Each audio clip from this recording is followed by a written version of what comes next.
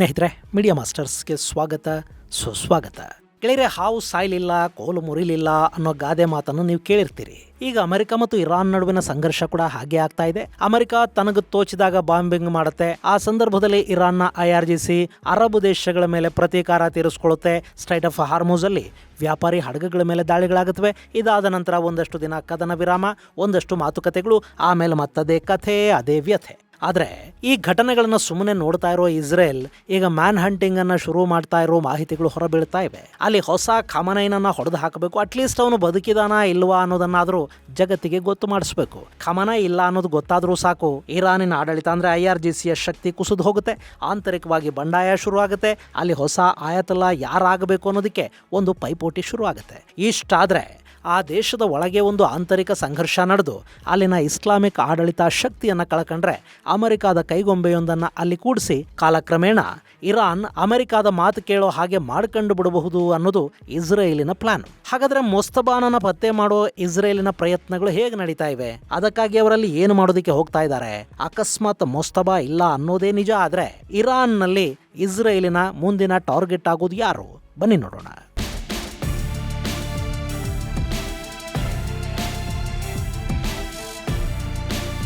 ಗೆಳೆಯರೆ, ಇರಾನ್ ಮೇಲೆ ಅಮೆರಿಕ ನಡೆಸ್ತಾ ಇರೋ ದಾಳಿ ಯಾವಾಗ ಶುರು ಆಗುತ್ತೋ, ಯಾವಾಗ ನಿಲ್ಲುತ್ತೋ, ಯಾವಾಗ ಟ್ರಂಪ್ ಕದನ ವಿರಾಮ ಅಂತಾರೋ, ಇನ್ಯಾವಾಗ ವಾರ್ ಸ್ಟಾರ್ಟ್ ಅಂತಾರೋ ಗೊತ್ತಾಗದೆ ಜಗತ್ತು ಕನ್ಫ್ಯೂಷನ್ಗೆ ಬಿದ್ದಿದೆ. ಅಲ್ಲಿ ಸಂಧಾನದ ಮಾತುಕತೆಗಳನ್ನು ಆಡ್ತಾ ಇರೋ ದೇಶಗಳಿಗೆ ಕೂಡ ಒಂದು ಕ್ಲಾರಿಟಿ ಇಲ್ಲ.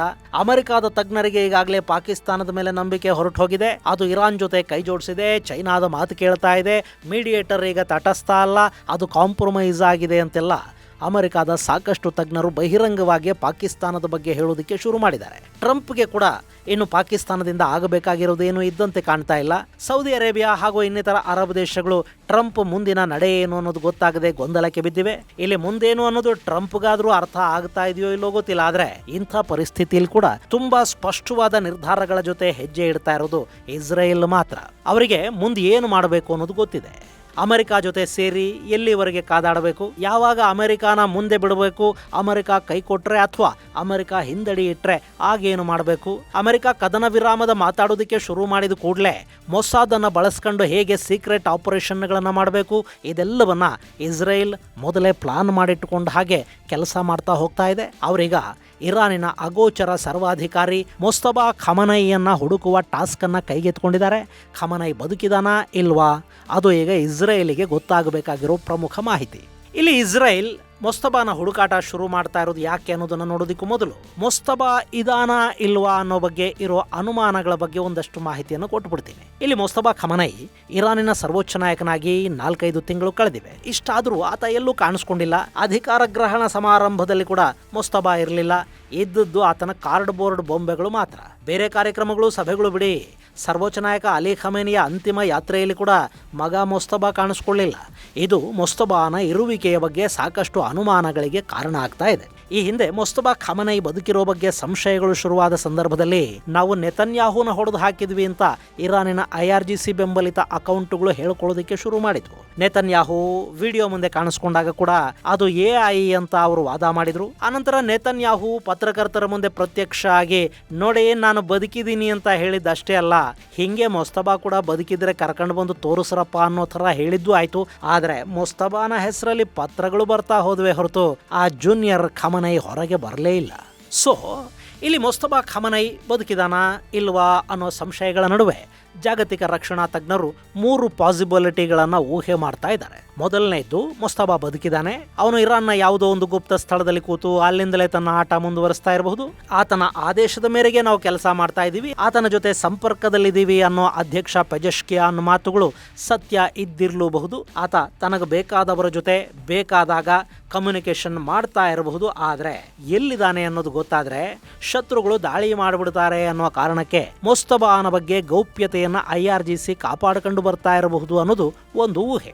ಇನ್ನು ಎರಡನೇದು, ಮುಸ್ತಫಾ ಖಮನೈ ಇರಾನ್ನಲ್ಲೇ ಇರಬಹುದು, ಆದರೆ ಅವನು ಯಾವ ಪರಿಸ್ಥಿತಿಯಲ್ಲಿದ್ದಾನೆ ಅನ್ನೋ ಬಗ್ಗೆ ಸ್ಪಷ್ಟ ಮಾಹಿತಿ ಇಲ್ಲ. ಆತ ಕೋಮಾದಲ್ಲಿದ್ದಾನ, ಎಚ್ಚರವಾಗಿದ್ದಾನ, ದೇಹದ ಅಂಗಾಂಗಗಳನ್ನ ಕಳ್ಕೊಂಡಿದ್ದಾನ, ಚಿಕಿತ್ಸೆ ಪಡಿತಾ ಇದ್ದಾನ, ಅಟ್ಲೀಸ್ಟ್ ಅವನ ಕೆಲಸಗಳನ್ನ ಅವನು ಮಾಡ್ಕೊಳ್ಳೋ ಸ್ಥಿತಿಯಲ್ಲಾದ್ರೂ ಇದಾನ ಅಥವಾ ಹಾಸಿಗೆ ಹಿಡಿದಿದ್ದಾನ. ಬಹುಶಃ ಇಲ್ಲಿ ಮುಸ್ತಫಾ ಕೋಮಾದಲ್ಲಿರುವ ಸಾಧ್ಯತೆಗಳು ಹೆಚ್ಚು ಅಂತ ಕೂಡ ಕೆಲ ರಕ್ಷಣಾ ತಜ್ಞರು ಅಭಿಪ್ರಾಯ ಪಡ್ತಾ ಇದ್ದಾರೆ. ಯಾಕೆಂದ್ರೆ ಆತ ಆಕ್ಟಿವ್ ಆಗಿ ಇದ್ದಿದ್ರೆ ಆತನ ಸೋಷಿಯಲ್ ಮೀಡಿಯಾ ಅಕೌಂಟ್ಗಳು ಕೂಡ ಆಕ್ಟಿವ್ ಆಗಬೇಕಿತ್ತು. ಖಮನೈನ ಟ್ವಿಟರ್ ಆದ್ರೂ ಕೆಲಸ ಮಾಡಬೇಕಿತ್ತು. ಆದ್ರೆ ಅಲ್ಲಿ ಅದ್ಯಾವುದರ ಸುಳಿವು ಇಲ್ಲ. ಅಂದ್ರೆ ಆತ ಅದ್ಯಾವುದನ್ನು ಬಳಸೋದಿಕ್ಕಾಗದ ಸ್ಥಿತಿಯಲ್ಲಿರಬೇಕು ಅನ್ನೋದು ಒಂದು ವಾದ. ಇನ್ನು ಮುಸ್ತಫಾ ಬದುಕಿದಾನೆ ಅನ್ನೋದೇ ಅನುಮಾನ ಅಂತ ಸೌದಿ ಅರೇಬಿಯಾ ಮೂಲದ ಅಲ್ ಹದತ್ ವಾಹಿನಿ ಹೇಳ್ತಾ ಇದೆ. ಇನ್ನು ಮೂರನೆಯದ್ದು, ಮುಸ್ತಫಾ ಇರಾನ್ನಲ್ಲಿ ಇಲ್ಲವೇ ಇಲ್ಲ. ಆತ ಈಗಾಗಲೇ ರಷ್ಯಾಗೆ ಶಿಫ್ಟ್ ಆಗಿದ್ದಾನೆ. ಹೇಗೆ ಸಿರಿಯಾದ ನಾಯಕ ಬಶರ್ ಅಲ್ ಅಸದ್ ರಷ್ಯಾದ ಮಾಸ್ಕೋದಲ್ಲಿ ಐಷಾರಾಮಿ ಜೀವನವನ್ನು ನಡೆಸ್ತಾ ಇದ್ದಾನೋ, ಅದೇ ಥರ ರಷ್ಯಾ ಸರ್ಕಾರ ಮುಸ್ತಫಾಗೆ ಬೇಕಿರುವ ಚಿಕಿತ್ಸೆಯನ್ನು ಕೊಡ್ತಾ ಆತನನ್ನ ಸೇಫ್ ಹೌಸ್ ಒಂದರಲ್ಲಿ ಭದ್ರವಾಗಿಟ್ಟಿದೆ ಅನ್ನೋದು. ಸೊ ಇಲ್ಲಿ 3 ಥಿಯರಿಗಳಿವೆ. ಆದರೆ ಇವು ಥಿಯರಿಗಳೇ ವಿನಃ ಸತ್ಯ ಏನು ಅನ್ನೋದು ಖಚಿತವಾಗಿ ಯಾರಿಗೂ ಗೊತ್ತಿಲ್ಲ. ಹೀಗಾಗಿನೇ ಈಗ ಇಸ್ರೇಲಿನ ಗುಪ್ತಚರರು ಇಲ್ಲಿ ಸತ್ಯ ಏನು ಅನ್ನೋದನ್ನು ಹುಡುಕೋದಿಕ್ಕೆ ಮುಂದಾಗ್ತಾ ಇದ್ದಾರೆ.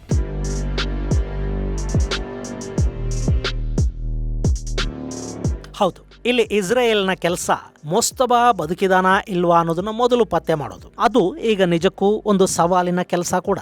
ಯಾಕೆಂದ್ರೆ ಮುಸ್ತಫಾ ಖಮೇನಿ ಎಲ್ಲಿದ್ದಾನೆ ಅನ್ನೋದರ ಸಣ್ಣ ಸುಳಿವು ಕೂಡ ಯಾರಿಗೂ ಸಿಗ್ತಾ ಇಲ್ಲ. ಅವನ ಬಗ್ಗೆ ಸಣ್ಣ ಮಾಹಿತಿಯನ್ನು ಕೂಡ IRGC ಹೊರಗೆ ಬಿಟ್ಟು ಕೊಡ್ತಾ ಇಲ್ಲ. ಇಲ್ಲಿ ಮುಸ್ತಫಾ ಬದುಕಿದಾನೆ, ಅವನ ಸಂದೇಶವನ್ನ ಕಳುಹಿಸ್ತಾ ಇದ್ದಾನೆ, ಆದಷ್ಟು ಬೇಗ ಆತ ನಿಮ್ಮ ಮುಂದೆ ಬರ್ತಾನೆ, ನಿಮ್ಮೆಲ್ಲರನ್ನ ಮುನ್ನಡೆಸ್ತಾನೆ, ಇರಾನ್ ಅನ್ನ ಉತ್ತುಂಗಕ್ಕೆ ಕರ್ಕೊಂಡು ಹೋಗ್ತಾನೆ ಅನ್ನೋ ತರದ ಮಾತುಗಳನ್ನ ಹೇಳ್ತಾ IRGC ಇರಾನ್ನ ರೆಜಿಮ್ ಪರವಾಗಿರೋ ಜನರಲ್ಲಿ ಒಂದು ನಂಬಿಕೆಯನ್ನ ಹುಟ್ಟಿಸುವ ಕೆಲಸವನ್ನ ಮಾಡ್ತಾ ಇದೆ. ಆ ಮೂಲಕ ಎಲ್ಲ ನಿರ್ಧಾರಗಳನ್ನ ತಾನೇ ತಗೊಳ್ತಾ ಆಡಳಿತವನ್ನ ತನ್ನ ಕೈಯಲ್ಲಿಟ್ಕೊಳ್ಳೋ ಪ್ರಯತ್ನವನ್ನ ಮಾಡ್ತಾ ಇದೆ. ಸೊ ಈ ವಿಷಯದಲ್ಲಿ ಕ್ಲಾರಿಟಿ ಸಿಗೋವರೆಗೆ ಇರಾನ್ನಲ್ಲಿನ ಸರ್ಕಾರವನ್ನಾಗ್ಲಿ ಅಲ್ಲಿನ ಜನರನ್ನಾಗ್ಲಿ ಬದಲಿಸೋದಕ್ಕೆ ಸಾಧ್ಯ ಆಗೋದಿಲ್ಲ. ಹಾಗೆ ಇರಾನ್ನ ಸೈನ್ಯ ಕೂಡ ಮುಸ್ತಫಾ ಬದುಕಿದಾನೆ ಅಂತ ಅಂದುಕೊಂಡೇ ಅಲ್ಲಿ ಯುದ್ಧವನ್ನು ಮಾಡ್ತಾ ಇದೆ. ಇಂಥ ಪರಿಸ್ಥಿತಿಯಲ್ಲಿ ಅಕಸ್ಮಾತ್ ಮುಸ್ತಫಾ ಇಲ್ಲ ಅನ್ನೋದೇನಾದರೂ ಇರಾನಿನ ಜನಕ್ಕೆ ಗೊತ್ತಾದ್ರೆ ಅಲ್ಲಿ ದೊಡ್ಡ ಪ್ರಮಾಣದಲ್ಲಿ ರೆಜಿಮ್ ವಿರೋಧಿಗಳು ಬೀದಿಗಿಳಿತಾರೆ. IRGCಯ ಶಕ್ತಿ ಕಡಿಮೆ ಆಗುತ್ತೆ. ಅದರ ಜೊತೆಗೆ ಯಾರು ಇಸ್ಲಾಮಿಕ್ ಆಡಳಿತವನ್ನ ಇಷ್ಟು ದಿನ ಬೆಂಬಲಿಸ್ತಾ ಇದ್ರು ಅವರಲ್ಲಿ ಕೂಡ ಅಧಿಕಾರಕ್ಕಾಗಿ ಒಂದು ಅಂತಃಕಲಹ ಶುರುವಾಗುತ್ತೆ. ಇರಾನಿನ ಮುಂದಿನ ಸರ್ವೋಚ್ಚ ನಾಯಕ ಯಾರಾಗಬೇಕು ಅನ್ನೋ ಬಗ್ಗೆ ಅಲ್ಲಿನ ಆಯಾತುಲ್ಲಾಗಳು ಮತ್ತು ಆ ಸರ್ವೋಚ್ಚ ನಾಯಕನನ್ನ ಆಯ್ಕೆ ಮಾಡುವ ಸಮಿತಿ ಏನಿದೆ ಅವರಲ್ಲೇ ಒಂದು ಭಿನ್ನಾಭಿಪ್ರಾಯ ಶುರುವಾಗೋ ಸಾಧ್ಯತೆ ಇರುತ್ತೆ. ಅಷ್ಟಾಗ್ಬಿಟ್ರೆ ಇರಾನ್ನ ಆಡಳಿತ ಕುಸಿತವನ್ನ ಕಾಣ್ತಾ ಹೋಗುತ್ತೆ. ಹೀಗಾಗಿನೇ ಇಸ್ರೇಲ್ ಈಗ ಮುಸ್ತಫಾ ಇದಾನ ಇಲ್ವಾ ಅನ್ನೋ ಪ್ರಶ್ನೆಗೆ ಉತ್ತರವನ್ನ ಹುಡುಕಬೇಕು. ಅದನ್ನು ಕೂಡ ಸಾಕ್ಷ್ಯಗಳ ಸಮೇತ ಅವರು ಸಾಬೀತುಪಡಿಸಬೇಕು. ಹೀಗಾಗಿ ಈಗ ಇಸ್ರೇಲ್ ತನ್ನ ಎಲ್ಲ ಬೇಹುಗಾರಿಕಾ ಇಲಾಖೆಗಳನ್ನ ಎಲ್ಲ ಆಂಗಲ್ಗಳಲ್ಲೂ ಮುಸ್ತಫಾನಿಗಾಗಿ ತಲಾಶ್ ಮಾಡಿ ಅನ್ನೋ ಆದೇಶವನ್ನು ಕೊಟ್ಟಿದೆ. ಅದಕ್ಕಾಗಿ ಅವರು ಈ ಹಿಂದಿನ ನೆಟ್ವರ್ಕ್ ಗಳನ್ನ ರೀಬಿಲ್ಡ್ ಮಾಡೋ ಲೆಕ್ಕಾಚಾರದಲ್ಲಿದ್ದಾರೆ. ಈಗಾಗಲೇ ಇರಾನ್ ನಲ್ಲಿ ಇಸ್ರೇಲಿನ ಗುಪ್ತಚರರು ಆಕ್ಟಿವ್ ಆಗಿದ್ದಾರೆ. ಅವರು ಇರಾನ್ನ ಸರ್ಕಾರಿ ಲೆವೆಲ್ ನಲ್ಲಿರುವ ಒಂದಷ್ಟು ಜನರನ್ನ ಬ್ರೈಬ್ ಮಾಡೋ ಮೂಲಕ ಮಾಹಿತಿ ಕಲೆ ಹಾಕೋದಿಕ್ಕೆ ಮುಂದಾಗ್ತಾ ಇದ್ದಾರೆ ಅಂತ ಹೇಳಲಾಗ್ತಾ ಇದೆ. ಇನ್ನು ರೆಜಿಮ್ನ ಟಾಪ್ ಲೀಡರ್ಗಳನ್ನೇ ಈ ಕಾರ್ಯಕ್ಕೆ ಬಳಸಿಕೊಳ್ಳುವ ಲೆಕ್ಕಾಚಾರದಲ್ಲಿ ಕೂಡ ಇಸ್ರೇಲ್ ಇದೆಯಂತೆ. ಈ ಹಿಂದೆ ಇರಾನಿನ ಟಾಪ್ ಸೈಂಟಿಸ್ಟ್ಗಳನ್ನ ಹೊಡೆದು ಹಾಕುವಾಗ ಬಳಕೆಯಾದ ನೆಟ್ವರ್ಕ್ ಅನ್ನ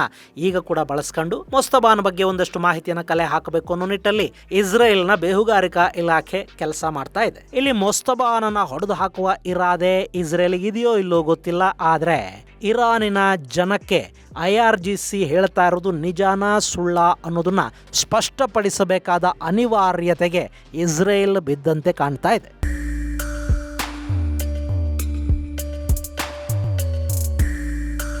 ಗೆಳೆಯರೆ, ಮುಸ್ತಫಾ ಇಲ್ಲ ಅಥವಾ ಇದಾನೆ ಅನ್ನೋ ಬಗ್ಗೆ ಇಸ್ರೇಲ್ ಇಷ್ಟೊಂದು ಹಠಕ್ಕೆ ಬಿದ್ದು ಹುಡುಕ್ತಾ ಇರೋದ್ರ ಹಿಂದೂ ಒಂದು ಕಾರಣ ಇದೆ. ಈ ಹಿಂದೆ ಒಸಾಮಾ ಬಿನ್ ಲ್ಯಾಡನ್ ಅನ್ನ ಅಮೆರಿಕ ಹಂಟ್ ಮಾಡ್ತಾ ಇತ್ತಲ್ಲ, ಆಗ ಅವನ ನೆಲೆಗಳ ಮೇಲೆ ಭಾರಿ ಪ್ರಮಾಣದ ದಾಳಿಗಳನ್ನು ಮಾಡಲಾಯಿತು. ಸಾಕಷ್ಟು ಬಾರಿ ಒಸಾಮಾ ಸಾವನ್ನಪ್ಪಿದ್ದಾನೆ ಅನ್ನೋ ಸುದ್ದಿಗಳು ಓಡಾಡಿದ್ವು. ಆದರೆ ಅದನ್ನ ಕನ್ಫರ್ಮ್ ಮಾಡ್ಕೊಳ್ಳೋದಕ್ಕೆ ಅಮೆರಿಕಾಗೆ ಸಾಧ್ಯ ಆಗಿರಲಿಲ್ಲ.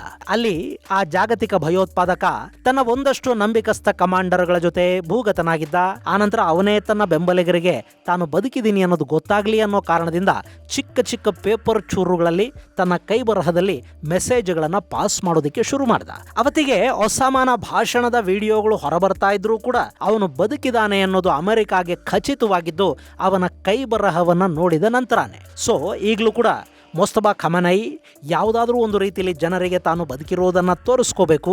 ಅದು ಸಾಧ್ಯ ಆಗದೇ ಇದ್ರೆ ಇಸ್ರೇಲ್ನ ಗುಪ್ತಚರ ಇಲಾಖೆ ಆ ಕೆಲಸವನ್ನ ಮಾಡಬೇಕಾಗಿ ಬರುತ್ತೆ. ಇನ್ನು ಮೊಸ್ತಫಾ ಬದುಕಿಲ್ಲ, ಅವನ ಹೆಸರಲ್ಲಿ IRGCಯಲ್ಲಿ ಆಟ ಆಡ್ತಾ ಇದೆ ಅನ್ನೋದು ಖಚಿತವಾಗಿಬಿಟ್ರೆ ಇಸ್ರೇಲಿನ ಮುಂದಿನ ಟಾರ್ಗೆಟ್ IRGCಯ ಮುಖ್ಯಸ್ಥ ವಹೀದಿ ಆಗೋ ಸಾಧ್ಯತೆಗಳಿರುತ್ತವೆ. ಈಗಾಗಲೇ ವಹೀದಿಯನ್ನ ಇಸ್ರೇಲ್ ಮತ್ತು ಅಮೆರಿಕಾಗಳು ಟ್ರ್ಯಾಕ್ ಮಾಡ್ತಾ ಇವೆ. ಆತ ಔಟ್ ಆಫ್ ರೀಚ್ ಆಗಿದ್ದಾನೆ. ಯಾವುದೋ ಟನಲ್ ಅಲ್ಲಿ ಅಡಗಿ ಕೂತು ಆತ ಕೆಲಸ ಮಾಡ್ತಾ ಇರಬೇಕು ಅಂತ ಹೇಳಲಾಗ್ತಾ ಇದೆ. ಇಲ್ಲಿ ವಹೀದಿ ಇಸ್ರೇಲ್ನ ಟಾರ್ಗೆಟ್ ಆಗೋ ಸಾಧ್ಯತೆಗಳು ಹೆಚ್ಚಿನ ಪ್ರಮಾಣದಲ್ಲಿ ಕಂಡು ಬರ್ತಾ ಇವೆ. ಇನ್ನು ಅಮೆರಿಕಾದ ಅಧ್ಯಕ್ಷ ಡೊನಾಲ್ಡ್ ಟ್ರಂಪ್ ಒಂದು ವೇಳೆ ಇಸ್ರೇಲ್ ಒಂದೇ ಮೊಸ್ತಫಾನನ್ನು ವಹೀದಿಯನ್ನು ಹೊಡೆದು ಹಾಕಿ ಆ ಬಳಿಕ ನಮ್ಮ ಜೊತೆ ಅಮೆರಿಕಾನೂ ಇತ್ತು, ನಾವಿಬ್ಬರೂ ಸೇರಿ ಜಂಟಿ ಕಾರ್ಯಾಚರಣೆ ಮಾಡಿ ಈ ಹಂಟನ್ನು ಮಾಡಿ ಮುಗಿಸಿದ್ವಿ ಅಂತ ಇಸ್ರೇಲ್ ಹೇಳ್ಬಿಟ್ರೆ ಹೌದು ನಾನೇ ಹೇಳಿದ್ದೆ ಈ ಬೇಟೆ ಆಡೋದಿಕ್ಕೆ, ಇದನ್ನ ಮಾಡಿದ್ದೆ ನಾವು ಅಂತ ಟ್ರಂಪ್ ಹೇಳೋ ಸಾಧ್ಯತೆ ಇರುತ್ತೆ. ಇಲ್ಲಿ ಇಸ್ರೇಲ್ನ ಅತಿ ದೊಡ್ಡ ಟ್ರಂಪ್ ಕಾರ್ಡು ಅಂದ್ರೆ ಅದು ಡೊನಾಲ್ಡ್ ಟ್ರಂಪ್. ಹೀಗಾಗಿ ಇಸ್ರೇಲ್ ಕೂಡ ಈಗ ಬೇಟೆಯನ್ನ ಪ್ರಾರಂಭ ಮಾಡಿದೆ.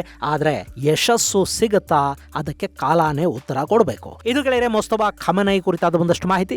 ಮುಂದಿನ ಸಂಚಿಕೆಯಲ್ಲಿ ಮತ್ತಷ್ಟು ವಿಶೇಷಗಳ ಜೊತೆ ಮತ್ತೆ ಭೇಟಿಯಾಗೋಣ. ಅಲ್ಲಿವರೆಗೆ ಜೈ ಹಿಂದ್, ಜೈ ಕರ್ನಾಟಕ.